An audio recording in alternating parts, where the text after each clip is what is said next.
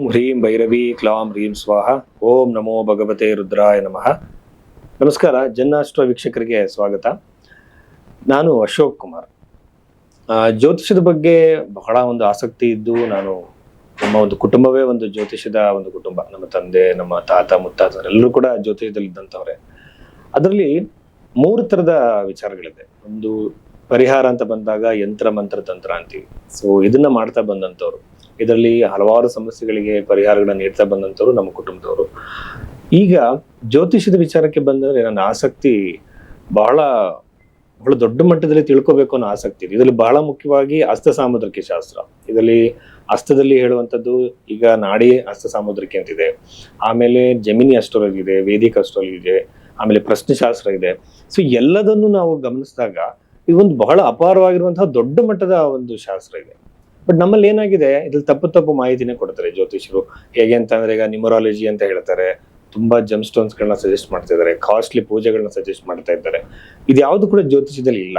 ನೀವು ಬೃಹತ್ ಪರಾಶರ ಹೋರಾಶಾಸ್ತ್ರ ತಗೊಳ್ಳಿ, ಅಥವಾ ವರಮಿಹಿರ ಬರೆದಿರುವಂತಹ ಬೃಹತ್ ಜಾತಕ, ಇದು ಯಾವುದೇ ಗ್ರಂಥಗಳನ್ನ ತಗೊಂಡು ಕೂಡ ಅದರಲ್ಲಿ ಪರಿಹಾರ ಅನ್ನುವಂಥದ್ದು ಬಹಳ ಸಿಂಪಲ್ ರೆಮಿಡೀಸ್ ಇದೆ. ಅಲ್ಲಿ ನಮಗೆ ದಾನಗಳು ಮತ್ತೆ ಸಂಬಂಧಪಟ್ಟಂತೆ ಮಂತ್ರ ಜಪಗಳಿದೆ. ಅದು ಬಿಟ್ಟು ನಾವು ಬೇರೆ ಯಾವ್ಯಾವುದೋ ನಮ್ಮನ್ನ ಹಾದಿ ತಪ್ಪಿಸುವಂತ ಕೆಲಸ ನಡೀತಾ ಇದೆ. ಇಲ್ಲಿ ಜ್ಯೋತಿಷ ಅಂತಂದ್ರೆ ನಮ್ಮ ಜೀವನಕ್ಕೆ ಒಂದು ಮಾರ್ಗದರ್ಶನ.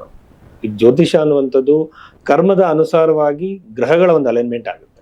ಆ ಗ್ರಹಗಳು ತಮ್ಮ ಫಲವನ್ನ ಕೊಡ್ತವೆ ಅಷ್ಟೇ. ಗ್ರಹಗಳನ್ನ ನಾವು ಬೈದು ಏನು ಪ್ರಯೋಜನ ಇಲ್ಲ. ಗ್ರಹಗಳು ನಮ್ಮ ಕರ್ಮಕ್ಕೆ ಅನುಸಾರವಾಗಿ ಫಲವನ್ನು ನೀಡುತ್ತೆ.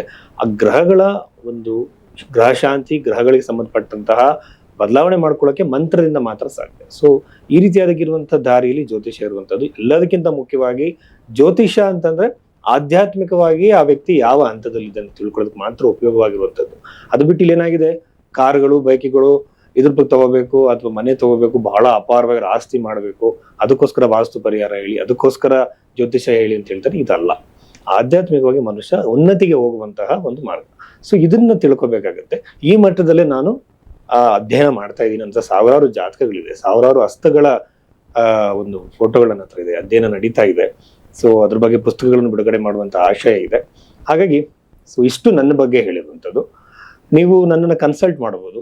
ನೀವು ವೆಬ್ಸೈಟ್ಗೆ ನೀವು ಲಾಗಿನ್ ಆಗ್ಬೋದು, ಅಥವಾ ಅಲ್ಲಿರುವಂತಹ ನಂಬರ್ಗೆ ನೀವು ಕರೆ ಮಾಡಿ. ಮೊದಲನೇದಾಗಿ 12 ರಾಶಿಗಳ ಫಲವನ್ನು ಹೇಳೋದಕ್ಕಿಂತ ಮುಂಚೆ ಮೇಷರಾಶಿ ಬಗ್ಗೆ ಹೇಳಬೇಕು ಅಂತಂದ್ರೆ, ಮೇಷರಾಶಿಯ ಅಧಿಪತಿ ಮಂಗಳ ಗ್ರಹ ಬಂದು 6ನೇ ಮನೆಯಲ್ಲಿ ಕನ್ಯಾ ರಾಶಿಯಲ್ಲಿ ಇರುವಂತದ್ದು. ಹಲವಾರು ವಿಚಾರಗಳನ್ನ ಹೇಳ್ಬೋದು. ನೋಡಿ, ಯಾವಾಗ್ಲೂ ಕೂಡ ಒಂದು ಗ್ರಹ ಬಂದು ತಾನಿರುವಂತ ಸ್ಥಾನ ಜೊತೆಯಲ್ಲಿ ಲಗ್ನವನ್ನು ಕೂಡ ಬಹಳ ಇಂಪಾರ್ಟೆಂಟ್ ಆಗಿ ನೋಡ್ಬೇಕಾಗತ್ತೆ. ಬಟ್ ರಾಶಿ ಫಲವನ್ನೇ ಹೇಳೋದಾದ್ರೆ, ಯಾಕೆಂದ್ರೆ ಬಹಳಷ್ಟು ಜನ ರಾಶಿ ಫಲವನ್ನೇ ನೋಡ್ತಾರೆ. ಅಲ್ಲಿ 6ನೇ ಮನೆಯಲ್ಲಿ ಲಗ್ನ ಅಂದ್ರೆ ರಾಶಿಯಾಧಿಪತಿ ಇರುವಂತದ್ದು, ಆರೋಗ್ಯದ ಸಮಸ್ಯೆಗಳು ಖಂಡಿತವಾಗ್ಲೂ ಬರುತ್ತೆ ಕನ್ಯಾ ರಾಶಿಯಲ್ಲಿ ಇರುವಂತದ್ದು. ಹಾಗೇನೆ ಇದೊಂದು ಮೇಷರಾಶಿನೇ ಒಂದು ಅಗ್ರೆಸಿವ್ನೆಸ್ ಕೊಡುವಂತ ರಾಶಿ. ಈ ರಾಶಿಯಲ್ಲಿ ಹುಟ್ಟಿದಂತ ಜನಗಳಿಗೆ ಬಹಳ ಕೋಪ ಇರುತ್ತೆ, ಅಗ್ರೆಸಿವ್ನೆಸ್ ಇರುತ್ತೆ. ಅವ್ರು ಸ್ಟ್ರೈಟ್ ಫಾರ್ವರ್ಡ್ ಆಗಿ ಮಾತನಾಡುವಂತವ್ರು. ಆಮೇಲೆ ಒಂದೊಂದ್ಸಲಿ ಹೇಗಾಗತ್ತೆ ಅಂತಂದ್ರೆ, ಒಡೆದಾಟಕ್ಕೂ ಕೂಡ ಮುಂದುವರಿಯುವಂತಹ ಒಂದು ವ್ಯಕ್ತಿತ್ವ ಇವರಿಗೆ ಬರ್ತೆ ಬಂದಿರುತ್ತೆ. ಸೊ ಇದು ಮಂಗಳನ ಒಂದು ವ್ಯಕ್ತಿತ್ವ, ಅಂದ್ರೆ ಕುಜನ ಗ್ರಹದ ಒಂದು ವ್ಯಕ್ತಿತ್ವ. ಆ ವ್ಯಕ್ತಿಗಳಲ್ಲಿ ಸಹಜವಾಗಿ ಬರುತ್ತೆ.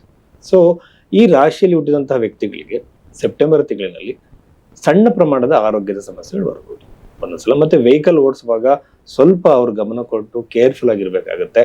ಅದರ ನಂತರದಲ್ಲಿ ಬಿಸ್ನೆಸ್ ಮಾಡುವಂತವ್ರಿಗೆ ಇದು ಅಂತಹ ಉತ್ತಮವಾಗಿರುವಂತಹ ತಿಂಗಳಾಗಿರೋದಿಲ್ಲ. ಆಮೇಲೆ ಎರಡನೇದಾಗಿ ಬಂದು ಗೌರ್ಮೆಂಟ್ ಜಾಬ್ಗಳಿಗೆ ಅಪ್ಲೈ ಮಾಡ್ತಾ ಇರುವಂಥದ್ದು. ಇನ್ನು 6ನೇ ಮನೆ ಇರುವಂಥದ್ದು ಬುಧನ ಒಂದು ಮನೇಲಿ ಇರುವಂಥದ್ದು. ನಾವು ಹೇಗೆ ತಗೊಳ್ಬೇಕು ಅಂತಂದ್ರೆ, ವ್ಯಾಪಾರಕ್ಕೆ ಸ್ವಲ್ಪ ಪ್ರಮಾಣದ ಅನುಕೂಲ ಇದೆ, ಅದು ದೊಡ್ಡ ಮಟ್ಟದ ಅಭಿವೃದ್ಧಿ ಏನೂ ಆಗಲ್ಲ. ಇನಿಷಿಯೇಟಿವ್ಸ್ನ ಏನು ತಗೋಬೇಡಿ, ಪ್ರಿಪರೇಷನ್ಗಳನ್ನ ಮಾಡ್ಕೊಳ್ಳಿ. ಜೊತೆಯಲ್ಲಿ ಮಂಗಳ ಗ್ರಹ 6ನೇ ಮನೆ ಇರುವಂಥದ್ದು. ಅದ್ರ ಜೊತೆಯಲ್ಲಿ ಇನ್ನೊಂದು ನಾವು ನೋಡ್ಬೋದು, 2ನೇ ಮನೆ ಅಧಿಪತಿ 3ನೇ ಮನೆ ಇರುವಂಥದ್ದು. ತುಂಬಾ ದೂರ ಪ್ರಯಾಣ ಮಾಡುವಂತ ಸಾಧ್ಯತೆ ಇರುತ್ತೆ. ಯಾಕೆಂತಂದ್ರೆ 2ನೇ ಅಧಿಪತಿ ಧನ ಲಾಭಕ್ಕೋಸ್ಕರ, ದ್ರವ್ಯ ಲಾಭಕ್ಕೋಸ್ಕರ, ದ್ವಿತೀಯಾಧಿಪತಿ 3ನೇ ಮನೆಯಲ್ಲಿ ಇರುವಂಥದ್ದು. ಅವರು ಯಾವಾಗಲೂ ಸಹ ಶಾರ್ಟ್ ಜರ್ನಿಗಳನ್ನ ಮಾಡುವಂತ ಸಾಧ್ಯತೆಗಳಿರುತ್ತೆ. ಆಮೇಲೆ ಹೆಣ್ಣು ಮಕ್ಕಳಿಗೆ ಇದು ಬಹಳ ಉತ್ತಮವಾಗಿರುವಂತಹ ಟೈಮ್ ಪೀರಿಯಡ್ ಇದೆ. ಯಾಕೆಂತಂದ್ರೆ ಬಹಳ ಸಂದರ್ಭಗಳಲ್ಲಿ ವಿವಾಹದ ಸಾಧ್ಯತೆಗಳು ಕೂಡ ಇರುತ್ತೆ. ವಿವಾಹ ಏನಾದ್ರು ವಿಳಂಬ ಆಗ್ತಿದೆ ಅಂತಂದ್ರೆ, ಮೇಷರಾಶಿಯಲ್ಲಿ ಜನಿಸಿದಂಥವರಿಗೆ ವಿವಾಹ ಆಗುವಂತ ಸಾಧ್ಯತೆ ಇರುತ್ತೆ. ಮತ್ತೆ ಸ್ಟೂಡೆಂಟ್ಸ್ಗಳನ್ನ ನಾವು ತಗೊಂಡ್ರೆ, ಎಜುಕೇಶನ್ ರಿಲೇಟೆಡ್ ಆಗಿ ಏನು ಸಮಸ್ಯೆಗಳು ನನಗೇನು ಅಂತಹ ಸಮಸ್ಯೆ ಅಂತ ಏನು ಅನ್ಸಲ್ಲ.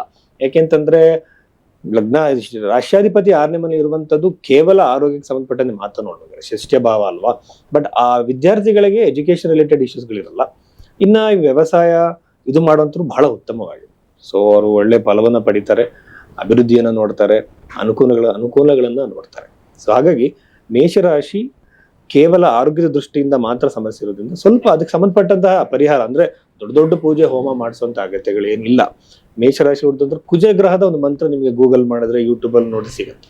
ಆ ಕುಜಗ್ರಹದ ಒಂದು ಮಂತ್ರವನ್ನ ನೀವು ಜಪ ಮಾಡಿದ್ರೆ ಸಾಕು. ಪ್ರತಿದಿನ ಮಿನಿಮಮ್ ಒಂದು 51 ಟೈಮ್ಸ್ ಅಥವಾ 108 ಸಲ ಕೂಡ ಜಪವನ್ನ ಮಾಡಬಹುದು. ಇಷ್ಟನ್ನ ಫಾಲೋ ಮಾಡಿದ್ರೆ ಮೇಷರಾಶಿಯವರು ಸೆಪ್ಟೆಂಬರ್ ತಿಂಗಳಲ್ಲಿ ಬಹಳ ಒಂದು ಮನಃಶಾಂತಿಯನ್ನ ಪಡಿಬಹುದು ಅಂತ ಹೇಳ್ತೀವಿ. ನಮಸ್ಕಾರ. ಈಗ 12 ರಾಶಿಗಳ ಫಲಗಳನ್ನು ನಾವು ನೋಡಿದ್ವಿ. ಯಾಕೆಂದ್ರೆ ಬಹಳಷ್ಟು ಜನಕ್ಕೆ ರಾಶಿ ಫಲ ನೋಡುವಂತದ್ದಿದೆ. ತುಂಬಾ ಜನ ರಾಶಿ ಫಲಗಳಲ್ಲಿ ನಡೆಯಲ್ಲ ಹಾಗೆ ಅಂತ ಮಾತಾಡ್ತಿದ್ದಾರೆ. ಜಾತಕದ ನಿರೂಪಣೆ ಮಾಡೋ ರೀತಿ ಹೇಗೆ ಅಂತಂದ್ರೆ, ಒಂದು ಜಾತಕವನ್ನ ತೆಗೆದುಕೊಂಡಿದ್ದೀರಾ, ಫಸ್ಟ್ ಆ ಜಾತಕದಲ್ಲಿ ಆ ವ್ಯಕ್ತಿಯ ಬರ್ತ್ ಟೈಮ್ ಕರೆಕ್ಟ್ ಆಗಿಲ್ವಾ ಅಂತ ನೋಡ್ಬೇಕು. ಇದಕ್ಕೆ ಬರ್ತ್ ಟೈಮ್ ರೆಕ್ಟಿಫಿಕೇಶನ್ ಅಂತ ಹೇಳ್ತಾರೆ. ಇದಕ್ಕೆ ಬಹಳಷ್ಟು ಗ್ರಂಥಗಳಿದೆ.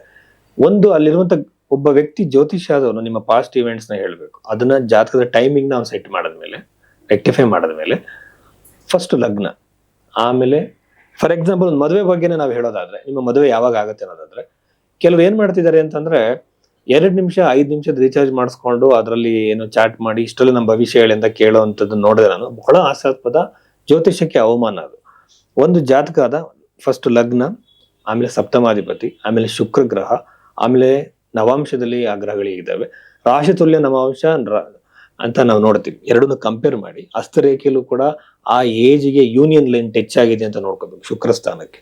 ಅದಾದ್ಮೇಲೆ ಟ್ರಾನ್ಸಿಟ್ ಗಳಲ್ಲಿ ಗುರುಗ್ರಹ ಎಲ್ಲಿದೆ, ಸಪ್ತಮಾಧಿಪತಿ ಎಲ್ಲಿದ್ದಾನೆ, ವಿವಾಹ ಸಹಮ್ ಅಂತಾರೆ, ಅದನ್ನ ಕ್ಯಾಲ್ಕುಲೇಟ್ ಮಾಡಬೇಕು. ಇದೆಲ್ಲ ಆದ್ಮೇಲೆ ಅವರ ಒಂದು ಡಬಲ್ ಟ್ರಾನ್ಸಿಟ್ ಥಿಯರಿ ಅಂತಾರೆ. ಶನಿ ಗ್ರಹದ ಗುರುಗ್ರಹದ 2 ಡಬಲ್ ಟ್ರಾನ್ಸಿಟ್ ನ ನೋಡ್ಕೊಂಡು ಫೈನಲ್ ಆಗಿ ಒಂದು ಜಡ್ಜ್ಮೆಂಟ್ ನ ಅಸ್ಟ್ರಾಲಜರ್ ಕೊಡಬೇಕು. ಇದಕ್ಕೆ ಪ್ರೆಡಿಕ್ಷನ್ ಅಂತಾರೆ. ಪ್ರಶ್ನೆ ಕುಂಡ್ಲಿಯನ್ನು ಕೂಡ ಉಪಯೋಗಿಸ್ಬೇಕು. ಪ್ರಶ್ನೆದಲ್ಲಿ ಇತ್ತಶಾಲ ಯೋಗ ಆಗಿದೆಯಾ, ಕಾಂಬೂಲ ಯೋಗ ಆಗಿದೆಯಾ, ಇವೆಲ್ಲ ನೋಡಿ ಫೈನಲ್ ಪ್ರೆಡಿಕ್ಷನ್ ಕೊಟ್ರೆ ಪ್ರೆಡಿಕ್ಷನ್ ನಿಜವಾಗುತ್ತೆ. ಹಾಗೆಯೇ ಜ್ಯೋತಿಷಿ ವ್ಯಕ್ತಿಗತವಾಗಿ ಅವನು ಶುದ್ಧವಾಗಿರ್ಬೇಕು, ಅವಾಗ ಮಾತ್ರ ಪ್ರೆಡಿಕ್ಷನ್ ನಿಜ ಆಗುತ್ತೆ. ನಮಸ್ಕಾರ.